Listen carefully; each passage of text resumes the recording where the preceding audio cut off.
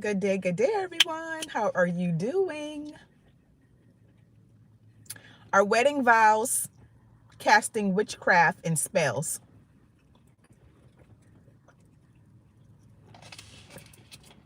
That's the question today.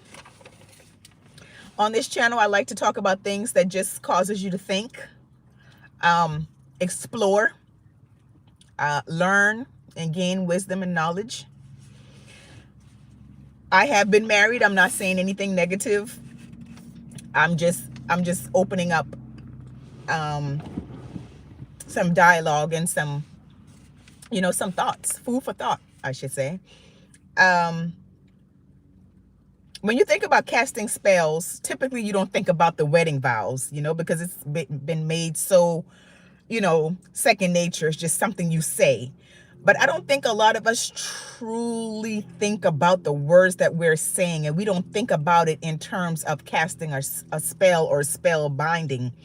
But language in itself is spelling, it's spell casting, it's binding things, it's using the power of your words to bring things to fruition. And with that being said, I had someone made a comment on one of my videos. I was talking about hoodoo. And she said that wearing wedding rings, of which I am wearing, and it's not the first time I've heard it, is Greek or Roman in nature, in origin, and that it is actually witchcraft. And that made me think. I'm like, you know what? It didn't take much for me to truly hear and understand what she was saying, because I had already heard it before, and it was all, words are very important to me. That's why I try to be very careful about what I'm saying. But what she said and the comment she made me want to further talk about it. And, here I am talking to you about it today. But yeah, she said wearing wedding rings is a form of witchcraft because it's binding two people together. All right. And so I'm going to read to you the typical wedding vows, what traditional wedding vows, usually say, right? It says, I take take my partner, so and so, to be my wedded wife, my wedded husband, to hold from this day forward, for better, for worse, for richer, for poorer, in sickness and in health, to love and cherish until death do us part. Right? Now, people think that, oh, that part is so romantic. You're together forever with the love of your life, blah, blah, blah, blah, blah. But what if things aren't so great? All right. And you have literally bound yourself to this person for the rest of your life. Now, if you're thinking about it, when you say those words, is marriage, when you say those words, until death do us part, is that a death covenant? Are you making a death covenant when you say those words? Now, I'm talking about in the aspect of the importance of words and being very careful about what you're saying. But when you really think about that, are you making a death covenant when you say until death do us part? You are literally binding yourself to that person until you pass away from this earth, okay? And when you do put on the wedding ring, that represents eternity. So in that respect, I did understand what the poster was actually saying, and saying that, you're binding yourself to someone for the rest of your life when you put that wedding ring on, because it's a band, it's a circle. And circles and those bands have no ending. That's why they represent what they represented for the Greeks and the Romans, and which is, why they used it to go for a symbol of eternity, and making that covenant for eternity. So another thing I also thought about is the fact that let me read some of these comments before I go too far. Hi guys, thank you for joining the live today. If your comment doesn't have anything to do with the live, I won't be reading it. All right, I apologize, but I just try to stay on topic, and I will go back later if you do have a disrespectful comment, and actually delete it. All right. So yes. All right.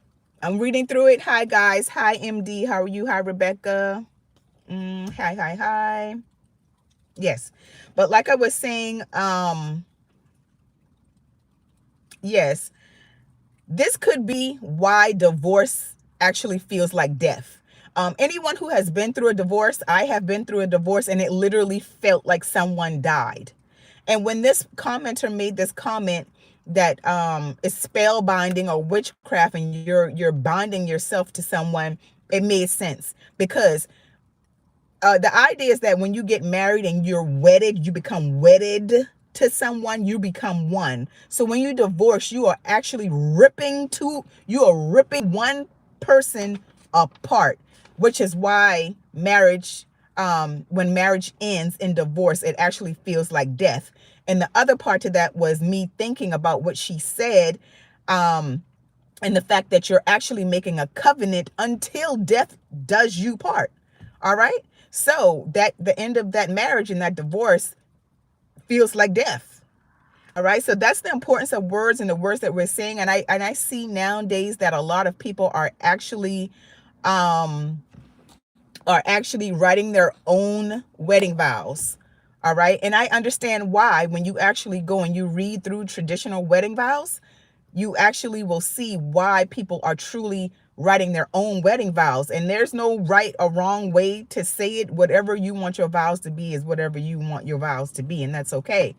All right. But I see a lot of women are actually taking out to honor and obey, because just because you're married to someone doesn't mean that they're always going to make right decisions.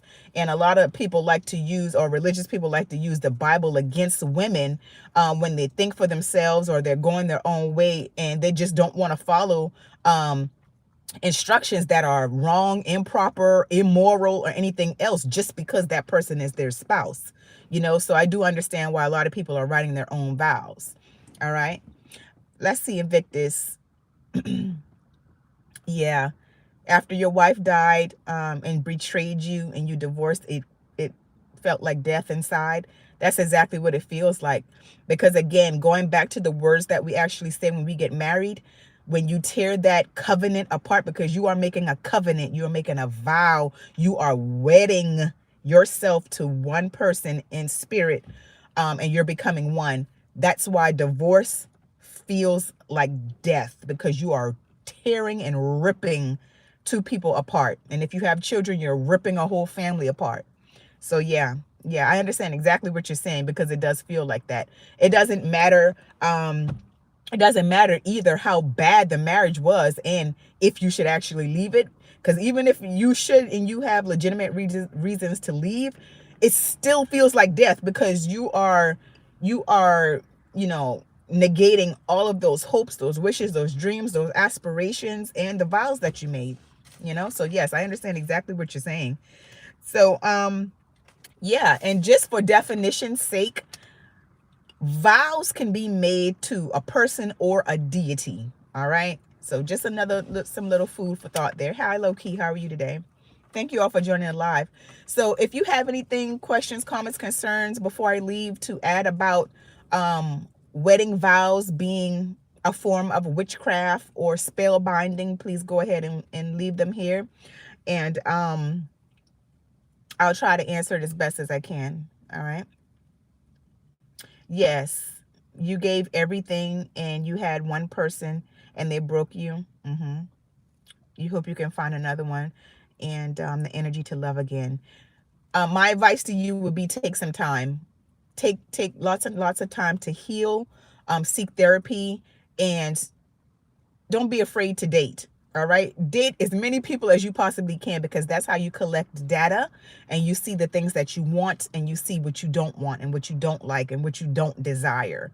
All right. So just because you're dating doesn't mean you owe anybody anything. You're out there, you're having fun and experience life, travel, but get to know yourself in that process. And love will definitely come, but love yourself first. That's most important. If you love yourself first, you'll be less likely to accept any and everything that someone throws your way. All right. Yay. Hi, soy eat soap. How are you today? you can't find a real one, keep searching, because they're out there. And unfortunately, it seems like the real ones keep missing each other.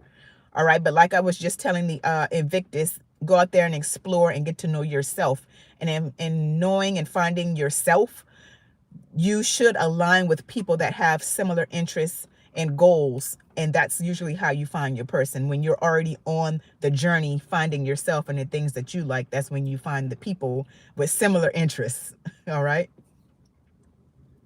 Exactly. Failure is not final. Failure should be a learning experience. All right. So learn from your mistakes, learn from other people's mistakes, and learn from your failures. All right. You can't grow without failure, without falling, without getting some things wrong. You know, that's where learning and experience and wisdom comes from. But that's all I had to add about this topic today. I really enjoyed you all. Yes, being equally yoked is extremely important. I agree. Because when you're making those wedding vows, it's something you should take very you should take very, highly. And it's not a joke. It's not a joke, because the person you marry will make or break your life and the trajectory of your life, and affect the lives of your children if you have any. All right. Yeah, failure does hurt, but you pick yourself up and you keep on going, because if you have breath in your body,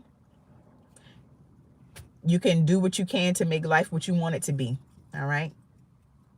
So thank you all for joining the live. If you're not a subscriber, please become one. Feel free to continue to leave, comments about this live after it's over. And you all be blessed and take care of yourselves.